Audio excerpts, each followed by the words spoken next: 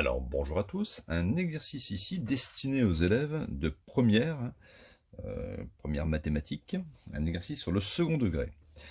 Alors, nous avons ici une fonction définie par fm de x. Alors, soyez pas effrayés par m, c'est juste un indice. C'est une famille de fonctions. Fm de x est égal à moins 4m x carré plus 5x plus 14m. Avec m, un réel quelconque. Donc si vous dites par exemple la fonction f7 de x, vous remplacez juste m par 7. La fonction f11 de x, vous remplacez m par 11. Vous voyez, ce sera des fonctions qui vont se ressembler.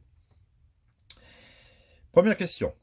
On admet que la fonction fm, elle possède deux racines distinctes. D'accord ? C'est-à-dire qu'il y a deux solutions pour l'équation fm de x égale 0. Il faut montrer que le produit des racines est constant. Et dans une deuxième question, il faut trouver la valeur de m telle que la somme des racines, la somme des solutions, soit égale à 10. Alors on y va pour la première question. Montrer que le produit des racines est constant. Alors déjà, si on appelle x1 et x2 les racines ici du polynôme, on sait d'après le cours que x1 multiplié par x2 est égal à c sur a.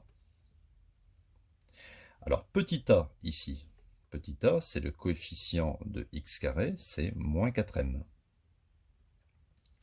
Le petit b, on n'en aura pas besoin ici, mais c'est le coefficient de x, c'est 5. Et petit c, c'est 14m. Voilà, donc je calcule simplement c sur a. Donc c, c'est 14m, divisé par a, moins 4m. Vous voyez qu'on perdra la dépendance par rapport à m, puisque m s'élimine. Autrement dit, x1 fois x2 est égal à... Alors 14 sur 4, je vais diviser par 2, ça fait 7 divisé par 2. Donc ça fait moins 7,5. Donc on a bien démontré que le produit des racines, le produit des solutions, est une quantité qui ne dépend pas de m, donc c'est pour ça que c'est constant. D'accord ? Vous pouvez changer la fonction, vous mettez par exemple f8 de x, eh bien le produit des solutions fera moins 7,5. Changez la fonction, mettez f14 de x, c'est une nouvelle fonction, vous allez résoudre f14 de x égale à 0, vous allez trouver deux solutions, et bien le produit des solutions fera toujours moins 7,5. Dans une deuxième question, il faut trouver m tel que la somme des racines soit égale à 10. Alors, la somme des racines, il faut savoir d'après le cours que x1 plus x2 est égal à moins b sur a.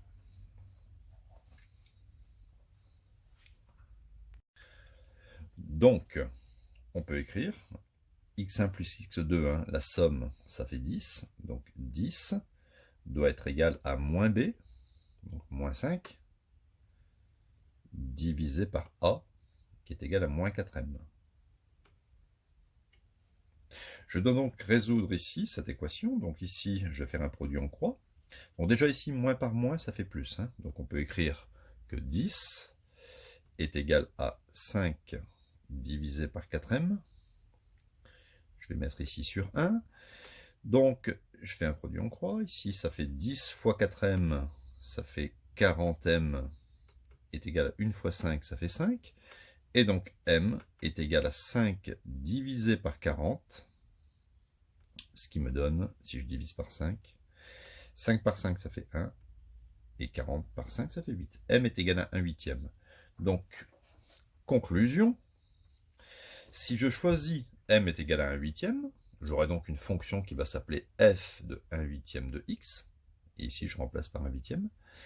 Et bien avec cette fonction, si on résout f 1/8 de x égale à 0, on va trouver deux solutions, x1 et x2, qu'on appelle les racines du polynôme. Eh bien, la somme de ces deux solutions fera exactement 10. D'accord? Mais là, on a fait le problème inverse. On imposait que la somme fasse 10, et il fallait retrouver un des paramètres constitutifs de la fonction. Donc, voilà.